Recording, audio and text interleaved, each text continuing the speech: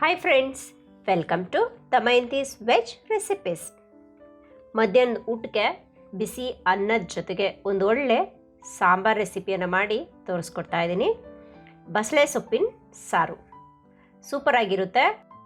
ಈ ಸಾಂಬಾರು ಅದ್ಭುತವಾಗಿರ್ತಕ್ಕಂತಹ ಟೇಸ್ಟು. ಇದ್ರ ಜೊತೆಗೆ ಸ್ವಲ್ಪ ಕಿಡ್ನಿ ಬೀನ್ಸು ಇಂಥವೆಲ್ಲ ಒಂದು ಸ್ವಲ್ಪ ಮಿಶ್ರಿತವಾಗಿ ಸೂಪರಾಗಿ ಟೇಸ್ಟಿಯಾಗಿ ಮಾಡ್ಕೊಂಡು ಬಂದಿದ್ದೀನಿ.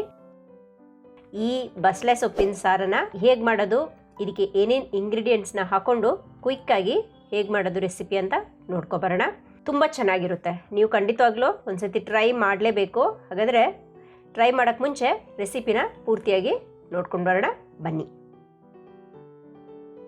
ಮೊದಲಿಗೆ 1 ಪ್ಲೇಟಷ್ಟು ನಾನು ಬಸಳೆ ಸೊಪ್ಪನ್ನು ತಗೊಂಡಿದ್ದೀನಿ. ಬಸಳೆ ಸೊಪ್ಪನ್ನು ಏನು ಮಾಡಬೇಕು, ಈ ರೀತಿಯಾಗಿ ಎಲೆಗಳನ್ನೆಲ್ಲ ಕಟ್ ಮಾಡಿಕೊಂಡು ನಂತರ ಇದನ್ನ ಕಟ್ ಮಾಡಿ ಸೋಸ್ಕೋಬೇಕು. ಸೋಸ್ಕೊಂಡಾದ್ಮೇಲೆ ನೀರಿನಲ್ಲಿ ಚೆನ್ನಾಗಿ ತೊಳ್ಕೊಬೇಕು. ತೊಳೆದಾದ್ಮೇಲೆ ನೋಡಿ ಈ ರೀತಿಯಾಗಿ ಎಲ್ಲ ಜೋಡಿಸ್ಕೋಬೇಕು.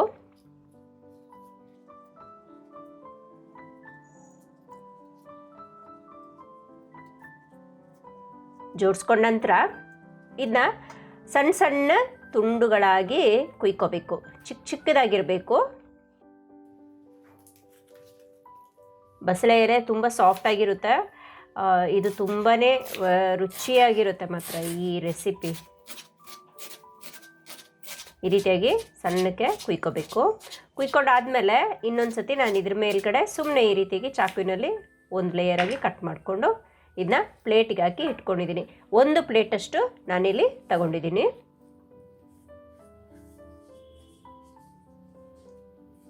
ಇದೀಗ ಕಟ್ ಮಾಡಿ ರೆಡಿ ಮಾಡಿ ಇಟ್ಕೊಂಡಿದ್ದೀನಿ. ಹಾಗೆ ಅದರಲ್ಲಿ ಬರ್ತಕ್ಕಂತಹ ದಂಟಿದೆ ಅಲ್ವಾ, ಎಳಸಾಗಿರ್ತಕ್ಕಂತಹ ದಂಟನ್ನು ನೋಡಿ ಈ ರೀತಿಯಾಗಿ ಚಿಕ್ಕದಾಗಿ ತುಂಡು ಮಾಡಿ ಇಟ್ಕೊಂಡಿದ್ದೀನಿ. ಅಲ್ಲಿ ನಾರಿದ್ರೆ ತೆಗೆದುಬಿಟ್ಟು ತುಂಡು ಮಾಡಿ ಇಟ್ಕೋಬೇಕು. ಈಗ ಕುಕ್ಕರ್ ಕಾಯಕ್ಕೆ ಇಟ್ಟಿದ್ದೀನಿ.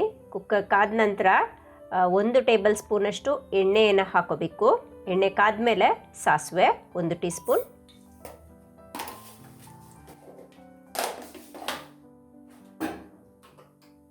ಸಾಸಿವೆ ಕಾದ ನಂತರ 1 ಟೀ ಸ್ಪೂನ್ ಜೀರಿಗೆ. ಇವೆರಡು ಎಣ್ಣೆಯಲ್ಲಿ ಚೆನ್ನಾಗಿ ಫ್ರೈ ಆಗಲಿ. ಕಟ್ ಮಾಡಿರ್ತಕ್ಕಂತಹ ಈರುಳ್ಳಿ 1 ಕಪ್ ಅಷ್ಟಿದೆ. ಬೆಳ್ಳುಳ್ಳಿ 6ರಿಂದ 7 ಹೆಸರು ಹಾಕ್ಕೊಂಡಿದ್ದೀನಿ. ಕರಿಬೇವಿನ ಎಲೆ ಸ್ವಲ್ಪ. ಇವನು ಒಂದು ಸ್ವಲ್ಪ ಎಣ್ಣೆಯಲ್ಲಿ ಹುರ್ಕೋಬೇಕು. ನಂತರ ಕಿಡ್ನಿ ಬೀನ್ಸ್, ಇದು ರಾತ್ರಿ ನೀವು ಮಧ್ಯಾಹ್ನಕ್ಕೆ ಸಾಂಬಾರು ಮಾಡಬೇಕು ಅಂದರೆ ನೀವು ಕಿಡ್ನಿ ಬೀನ್ಸನ್ನು ರಾತ್ರಿ ನೆನೆ ಹಾಕಿ ಇಟ್ಕೊಳ್ಳಿ. 1 ಕಪ್ಪಷ್ಟು ನಾನು ನೆನೆ ಹಾಕಿ ಇಟ್ಟಿದ್ದೀನಿ. ನೋಡಿ ಈ ರೀತಿಯಾಗಿ ದಪ್ಪಕ್ಕಾಗಿದೆ. ಸಪೋಸ್ ನೀವು ಮಧ್ಯಾಹ್ನನೇ ಮಾಡೋಂಗಿದ್ರೆ ನೀವು ಬೆಳಗ್ಗೆ ನೆನೆ ಹಾಕಿದ್ರೆ ಬಿಸಿ ನೀರು ಹಾಕಿಬಿಟ್ಟು ನೆನೆ ಹಾಕಿ ಇಟ್ಕೋಬೇಕು. ಆವಾಗ ಕಿಡ್ನಿ ಬೀನ್ಸು ಸಾಫ್ಟ್ ಆಗುತ್ತೆ ಮತ್ತು ಬೇಗನೆ ಬೇಯುತ್ತೆ. ಬೆಸ್ಟ್ ಆಪ್ಷನ್ ಅಂದರೆ ಕಿಡ್ನಿ ಬೀನ್ಸನ್ನು ನೈಟ್ ಹೊತ್ತೆ ನೆನೆ ಹಾಕಿಟ್ರೆ ತುಂಬ ಒಳ್ಳೆಯದು. ಸ್ವಲ್ಪ ಎಣ್ಣೆಯಲ್ಲಿ ಹುರ್ಕೋಬೇಕು. ಚೆನ್ನಾಗಿ ಹುರ್ಕೋಬೇಕು. ಹುರ್ಕೊಂಡ ನಂತರ ಕಟ್ ಮಾಡಿರ್ತಕ್ಕಂತಹ ಟೊಮೆಟೊ 1 ಕಪ್ಪಷ್ಟಿದೆ. ಟೊಮೆಟೊ ಹಣ್ಣನ್ನು ಹಾಕ್ಕೊಂಡು ಚೆನ್ನಾಗಿ ಹುರ್ಕೊಳ್ಳಿ. ಬಸಳೆದು ದಂಟಿದೆ ಅಲ್ವಾ, ಎಳಸಾಗಿರೋ ದಂಟು ಕುಯ್ದಿಟ್ಕೊಂಡಿರೋದನ್ನ ಹಾಕ್ಕೊಂಡಿದ್ದೀನಿ. ಹಾಗೆ ತೊಗರಿಬೇಳೆ ನೆನೆಸಿಟ್ಟಿರೋದು 1/4 ಕಪ್ಪಷ್ಟು. ನೆನೆಸಿದಾಗ ಒಂದು ಸ್ವಲ್ಪ ಜಾಸ್ತಿ ಬರುತ್ತೆ. ಅದು ಒಂದು 5 ನಿಮಿಷ 10 ನಿಮಿಷಕ್ಕೆ ಮುಂಚೆ ನೀರಲ್ಲಿ ಹಾಕಿ ನೆನೆಯೋಕೆ ಹಾಕಿ ಇಟ್ಕೊಳ್ಳಿ. ಆವಾಗ ಬೇಳೆ ಎಲ್ಲ ಚೆನ್ನಾಗಿ ಸಾಂಬಾರಲ್ಲಿ ಬೇಯುತ್ತೆ. ಇದೊಂದು ಸ್ವಲ್ಪ ಹೊತ್ತು ಹುರ್ಕೋಬೇಕು. ಹರಳುಪ್ಪನ್ನು ಹಾಕೋತಾ ಇದ್ದೀನಿ. ಹರಳುಪ್ಪು ಹಾಕ್ಕೊಂಡ್ರೆ ಟೊಮೆಟೊ ಹಣ್ಣು ಬೇಗ ಸಾಫ್ಟ್ ಆಗುತ್ತೆ. ಹಾಗೆ 1/4 ಟೀ ಸ್ಪೂನಷ್ಟು ಅರಿಶಿನ ಪುಡಿ,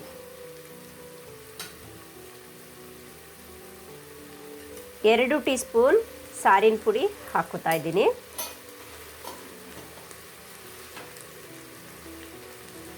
ಚೆನ್ನಾಗಿ ಕಲಿಸ್ಕೋಬೇಕು. ಸಾರಿನ ಪುಡಿ ಹಾಕೋಕ್ಕೆ ಮುಂಚೆನೇ ನೀವು ಸ್ಟವನ್ನು ಸಿಮ್ಮಲ್ಲಿ ಇಟ್ಕೊಬಿಡಬೇಕು.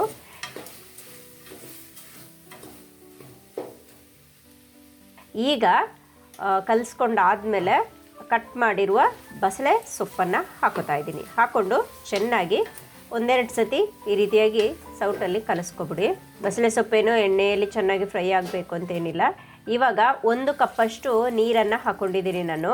ಮತ್ತು ನೀರು ನೋಡಿಕೊಂಡು ಹಾಕ್ಕೋಬೋದು. ಯಾಕಂದರೆ ಕಿಡ್ನಿ ಬೀನ್ಸ್ ಹಾಕಿರೋದ್ರಿಂದ ನೀರು ಒಂದು ಸ್ವಲ್ಪ ಜಾಸ್ತಿ ಹಾಕ್ಕೋಬೇಕು. ಕಲಿಸ್ಕೊಂಡು ಇವಾಗ ಉಪ್ಪು ಏನಾದರೂ ಬೇಕಿದ್ದಲ್ಲಿ ಹಾಕ್ಕೋಬೋದು. ಹಾಗೆ ಖಾರ ಬೇಕಿದ್ದಲ್ಲಿ ಸಾರಿನ ಪುಡಿ ಒಂದು ಸ್ವಲ್ಪ ಹೆಚ್ಚಿಗೆ ಹಾಕ್ಕೊಳ್ಳಿ.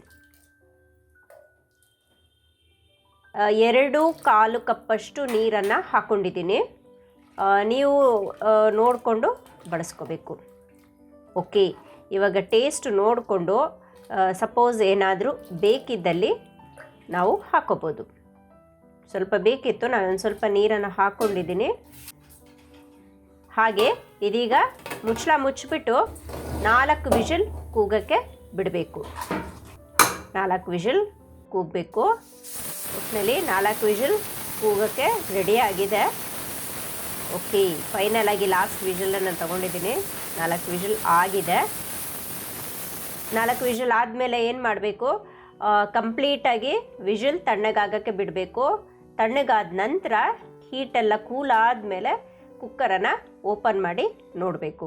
ನೋಡಿ, ಇವಾಗ ಕಂಪ್ಲೀಟಾಗಿ ತಣ್ಣಗಾಗಿದೆ. ಇವಾಗ ಕುಕ್ಕರ್ ತೆರೆದು ನೋಡೋಣ ಹೇಗೆ ಬಂದಿದೆ ಅಂತ.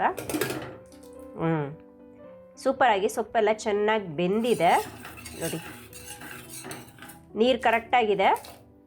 ಇವಾಗ ಈ ರೀತಿಯಾಗಿ ಸೌಟಲ್ಲಿ ಕಲಿಸ್ಕೊಂಡು ನಂತರ ಅದೇ ಕುಕ್ಕರಲ್ಲಿ ನೀವು ಕುದಿಸ್ಬೋದು. ಇಲ್ಲ ಅಂದರೆ ಒಂದು ಪಾತ್ರೆಗೆ ಈ ಬೇಯಿಸಿರ್ತಕ್ಕಂತಹ ಸೊಪ್ಪು ಎಲ್ಲನೂ ಪಾತ್ರೆಗೆ ಹಾಕ್ಕೊಂಡು ಒಂದು 5ರಿಂದ 6 ನಿಮಿಷದವರೆಗೆ ಕುದಿಯಕ್ಕೆ ಬಿಡಬೇಕು. ಸಾರು ನೀವು ಕುದಿಸಿದ್ರೇ ಟೇಸ್ಟು ಸೂಪರಾಗಿ ಕೊಡುತ್ತೆ. ಇದಿವಾಗ ಉಪ್ಪು ಹುಳಿ ಏನಾದರೂ ಬೇಕಿದ್ದಲ್ಲಿ ಹುಣಸೆ ರಸ ಒಂದು ಸ್ವಲ್ಪ ಹಾಕ್ಕೋಬೋದು. ಏನು ಅವಶ್ಯಕತೆ ಇಲ್ಲ. ಇಲ್ಲಿ ಕರೆಕ್ಟಾಗಿ ನಾನು ಟೊಮೆಟೊ ಹಣ್ಣು ಹಾಕಿದ್ದೀನಿ, ಸೊ ಹುಳಿ ಅಂಶ ಬೇಕಾಗಿಲ್ಲ.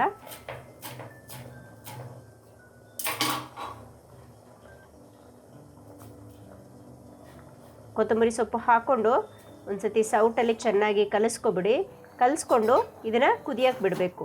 ಒಂದು 5ರಿಂದ 6 ನಿಮಿಷದವರೆಗೆ ಚೆನ್ನಾಗಿ ಕುದಿಬೇಕು. ಕುದೀತಾ ಸಾರು ಗಟ್ಟಿಯಾಗ್ತಾ ಬರುತ್ತೆ. ಅಲ್ಲಿವರೆಗೆ ನೋಡಿ ಚೆನ್ನಾಗಿ ಕುದಿ ಬರ್ತಾ ಇದೆ. ಒಂದು ಸತಿ ಚೆಕ್ ಮಾಡಿ, ನಿಮಗೆ ಇಷ್ಟೇ ಸಾಕು, ನಿಮಗೆ ಕನ್ಸಿಸ್ಟೆನ್ಸಿ ಥಿಕ್ನೆಸ್ ಸಾಕು ಅಂದರೆ ನೀವು ಸ್ಟವನ್ನು ಆಫ್ ಮಾಡ್ಕೋಬೋದು. ಇಲ್ಲ ಅಂದರೆ ಇನ್ನೊಂದು 5 ನಿಮಿಷ ಕುದಿಯೋಕ್ಕೆ ಬಿಡಿ.